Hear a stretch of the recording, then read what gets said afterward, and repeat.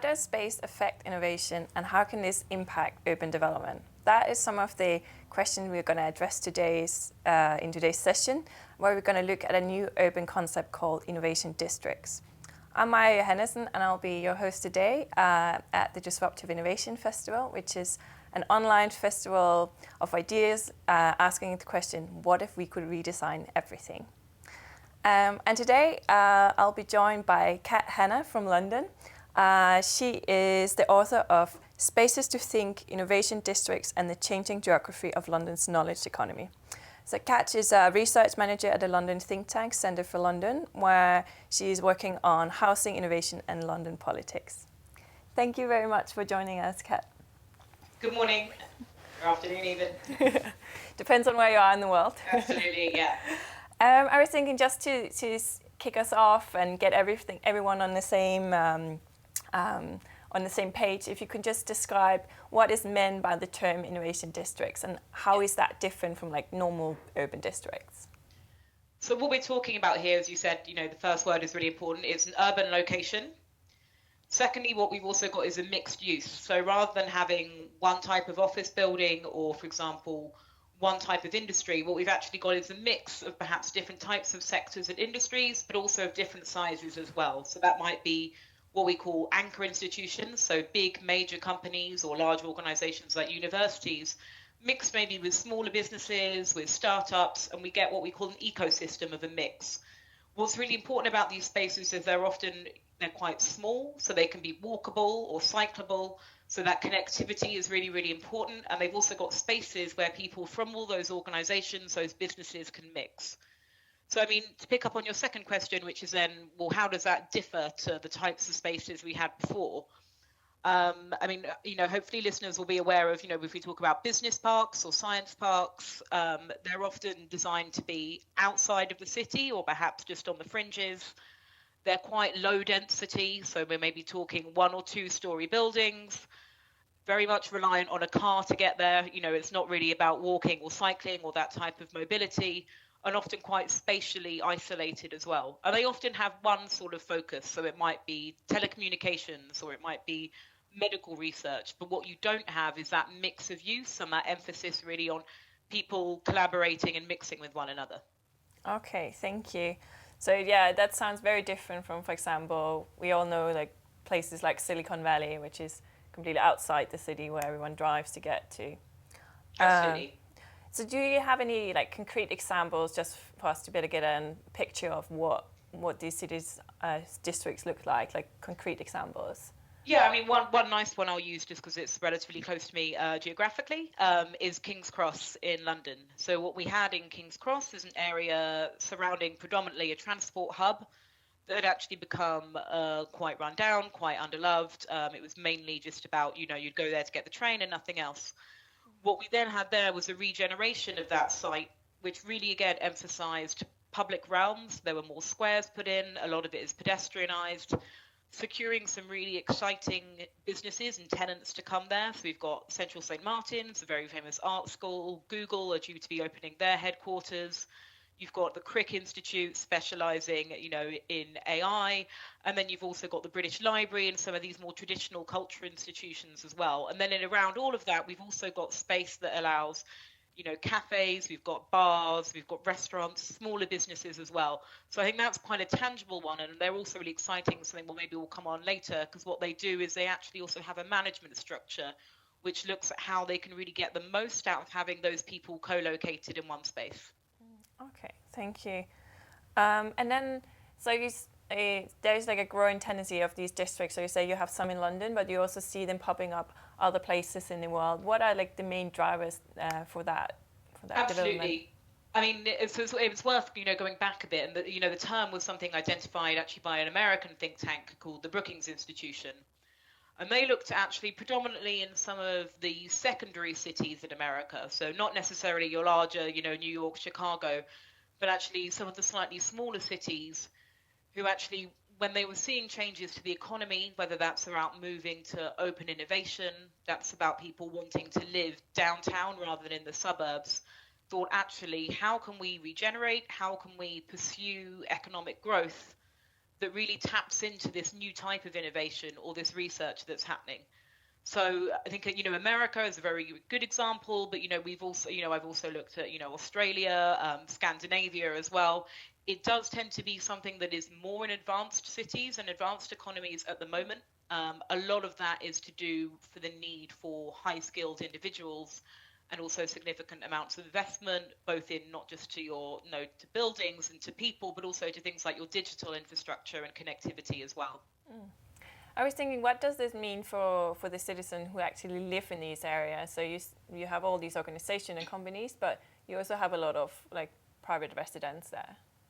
Yeah, absolutely. And I think, it's probably one way to do it is think of what are the good parts and what are the challenges. In terms of the good parts, I think what's quite fortunate is actually a lot of the things that are good for innovation districts and for those businesses and organizations are actually good for cities and people as a whole. So again, that's focusing on walking, on cycling, on really high quality environments between buildings, so squares, street food markets, entertainment, these types of really open spaces that anybody can use. And it's also about, we often talk about bringing innovation rather than that being, in a science laboratory or in a campus that feels quite isolated or quite hard to understand, and actually showcasing that. So, to give you an example, we've got in Stratford, one of the universities is opening their robotics laboratory. And that lab is going to be located, on the ground floor, and it's going to be fronting on so people can actually see what is going on. So it's about opening up some of these processes as well, which hopefully means that for people who wouldn't even necessarily look at this potentially as a career or something they're interested in, still get this idea of, this is something that's part of my city, it's part of my economy, and I can experience it. There are some challenges. A lot of what we often talk about is the need to plan for growth. If you're talking about adding a lot of new jobs, potentially, often high-skilled jobs, highly paid jobs, that can sometimes put a strain on shared resources. So that could be housing, that could be transport, again, that could be public space. So what's really, really important when it comes to either setting up innovation districts or looking about how, these principles can be applied to cities is saying, how do we plan for this type of growth? What is our vision? And how we make sure we've got the resources that we can handle this as well. And I think when that's done, you're then talking about really exciting economic benefits from new investment coming in. You're talking about an improved public environment and an often improved skills environment as well. So, in many ways, these are hugely beneficial. Definitely. So, but you're thinking also of like if you get more companies in there and it becomes more attractive live in these areas, especially thinking of London where you have very high prices on space. How will that affect that development?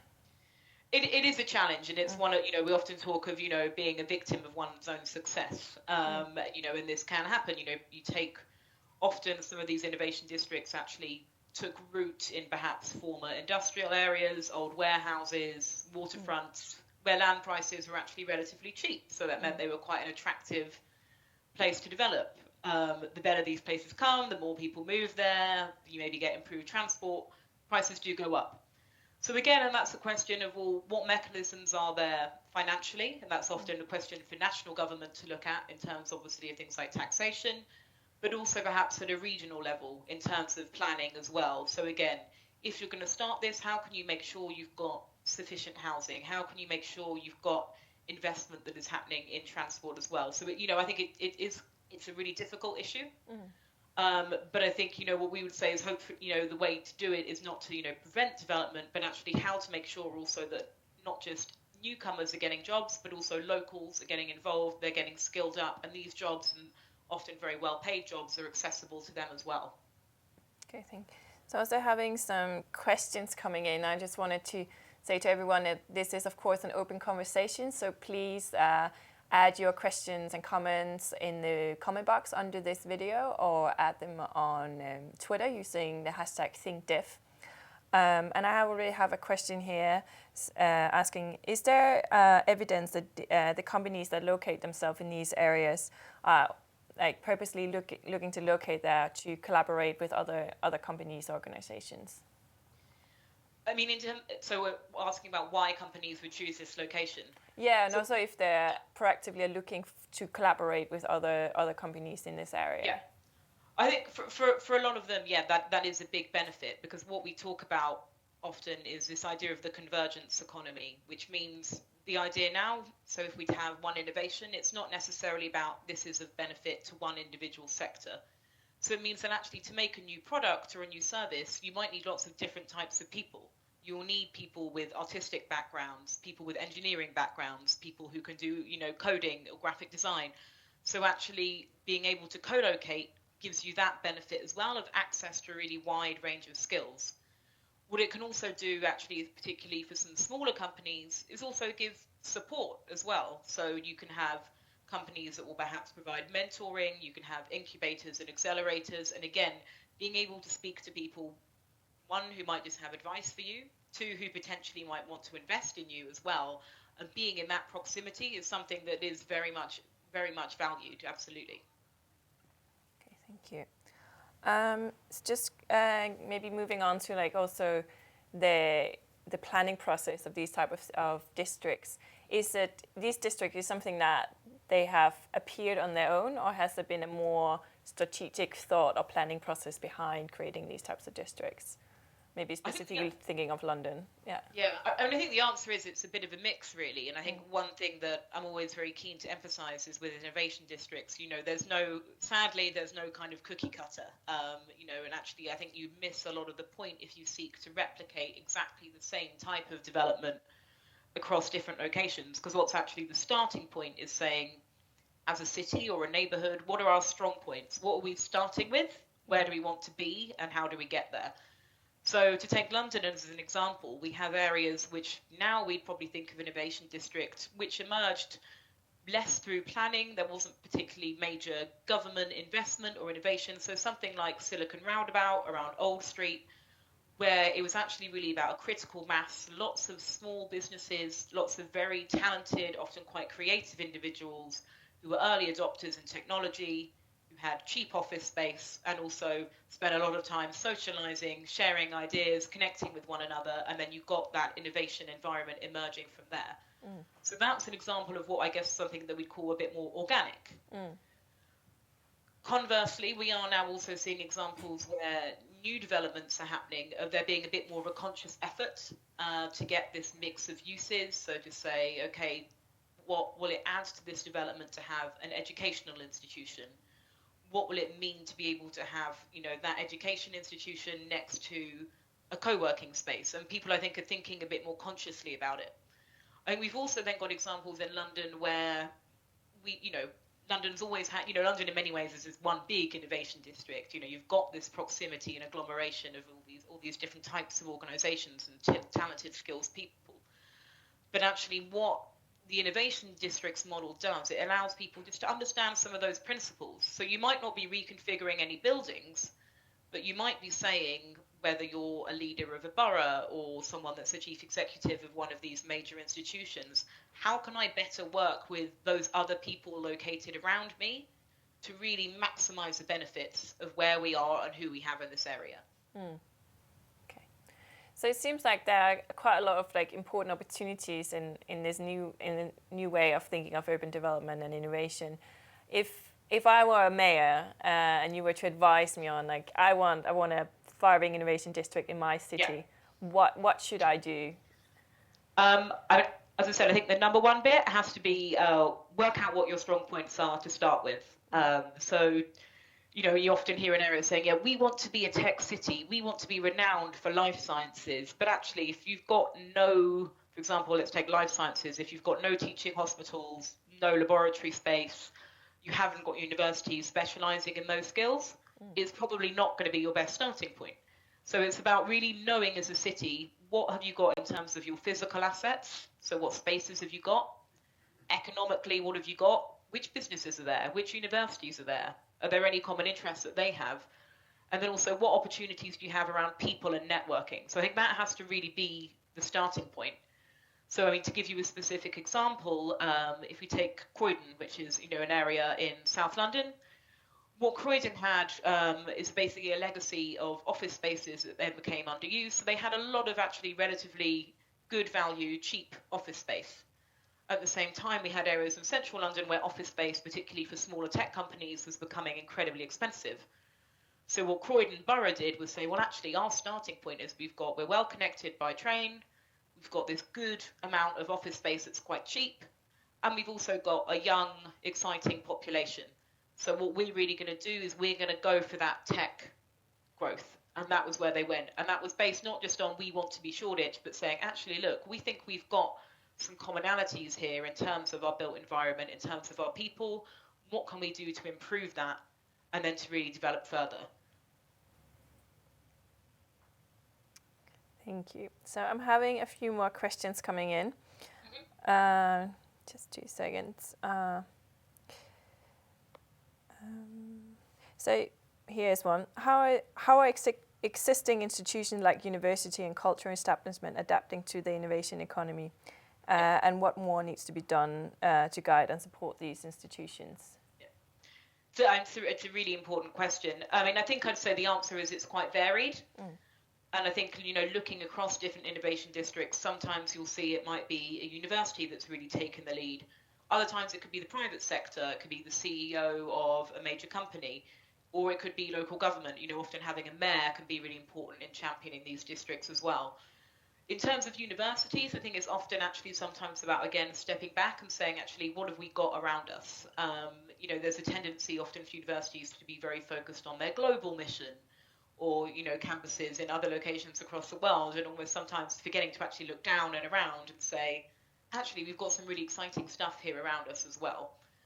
A big challenge, I know, speaking to people outside universities is often working out, who do I even speak to in a university? They can be, they can often feel quite impenetrable, especially if your background isn't in academia. You've got provosts and professors, and so, well, who do I even talk to if I wanted to talk about collaborating on a project?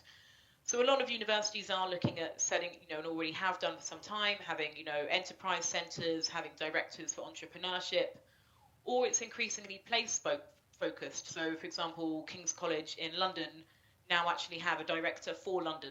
So it's now known that if you want to speak to someone about some of these, issues of stakeholder engagement, about a really London-focused issue or specific place, that is who you go to. And I think that's a really valuable starting point as well.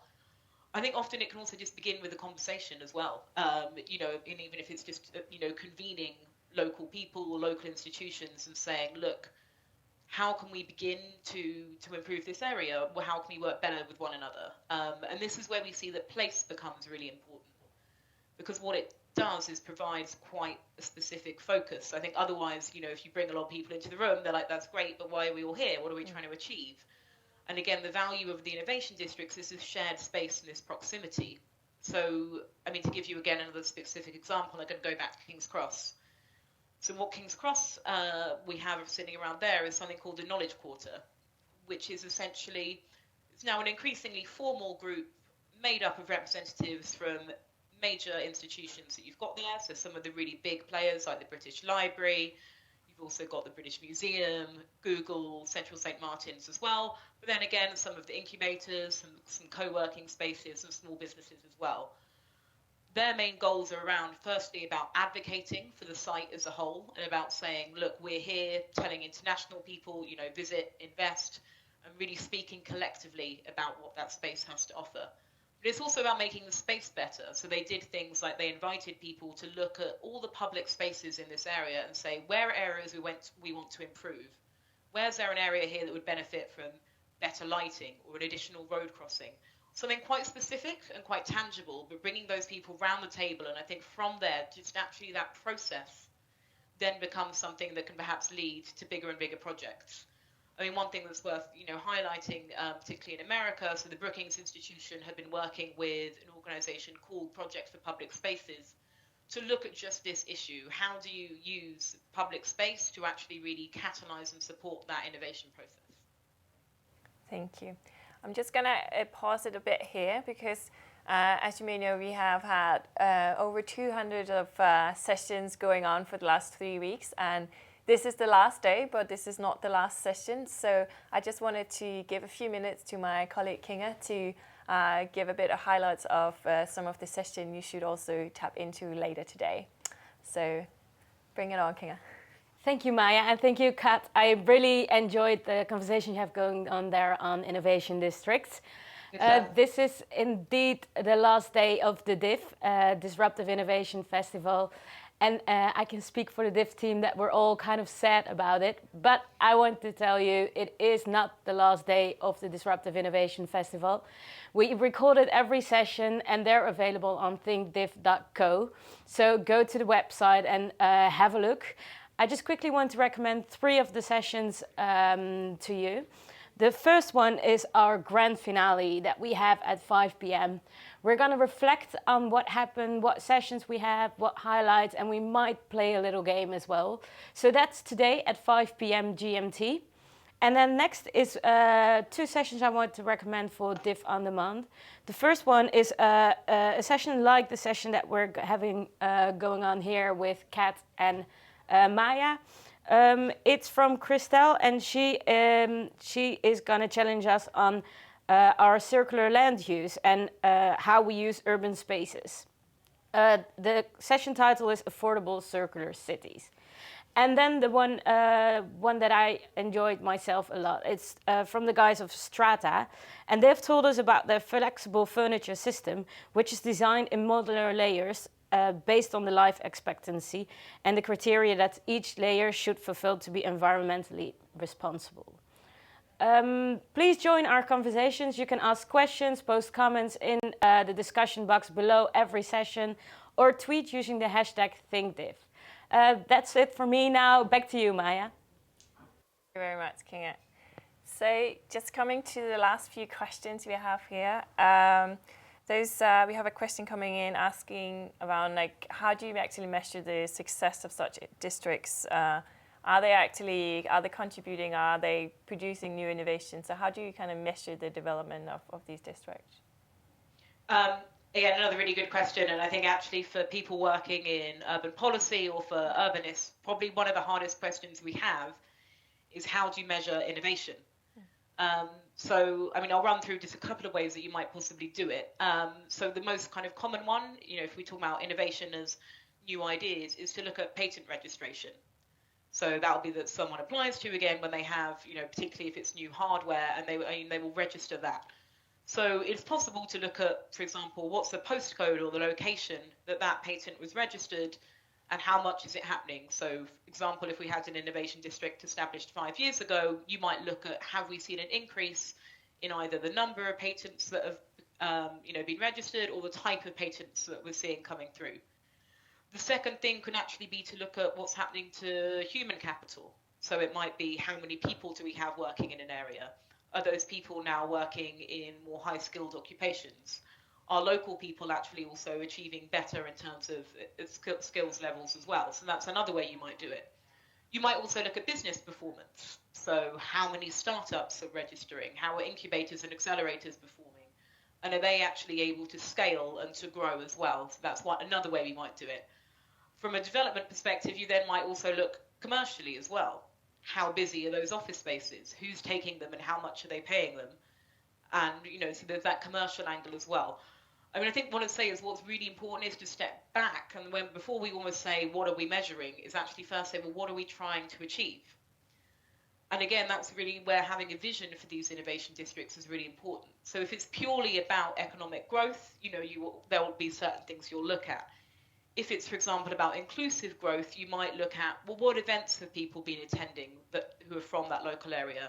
How many people are enrolled in, for example, in courses or in coding camps that are happening, and all these types of, open days, hackathons that are happening as well. Or again, it might be, something that's perhaps a bit more specific, and again, looking at that patent registration point, if what you're aiming for is, for example, excellence in a particular area of research and development as well. So I think it very much goes back to what is it you're trying to achieve, and then actually saying, well, from that, what might those indicators be, and how can we measure them? Yeah, that makes really good sense. Just a quick question from Martin here. How do innovation districts relate to clusters within smart specialization strategies?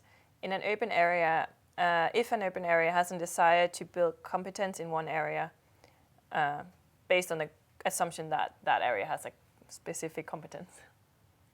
Can you repeat that question? And there's a term there I wasn't Yeah. quite familiar with around specialized urban areas. Okay, so how do innovation districts relate to clusters within smart specialization strategies? So that goes to that certain areas, regions, cities have like focusing on a specific sectors or industries, and yeah.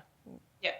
I mean, I think what we'll see is often, and again, going back to this, as a city or a neighborhood, what is your starting point? Innovation districts will often take and build on what that strength really is. So again, if we're starting with an area that is specialized, for example, in, advanced manufacturing, then it's about saying, well, how do we take that specialism, but also build on it as well? So what might different applications be? What are new types of commercial initiatives that might be interested as well? Are there some collaborations that you could be doing with other universities or academic institutions? So I think, this is really, it's a means of talking about urban development or a framework. It's not, I think, replacing clusters in any way, and it builds on, many of the same principles. I think perhaps, one thing to emphasize, though, again, is this idea of being mixed use.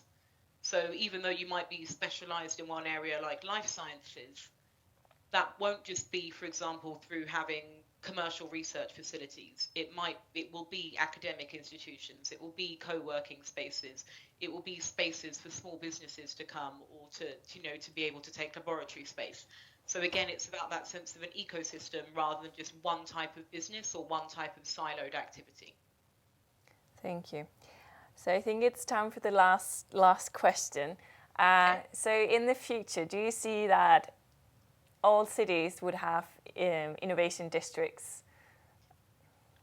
It's an interesting question. I think what I'd rather say is, hopefully that we'd see cities be able to learn from the principles of innovation districts. Because again, like I said, I think it needs to start out with what are you starting with and what's your vision? And, assuming that one area of urban development is going to work in every single city, sadly, life isn't that straightforward. But I think the principles around how important is it that we engage local people and the existing environment?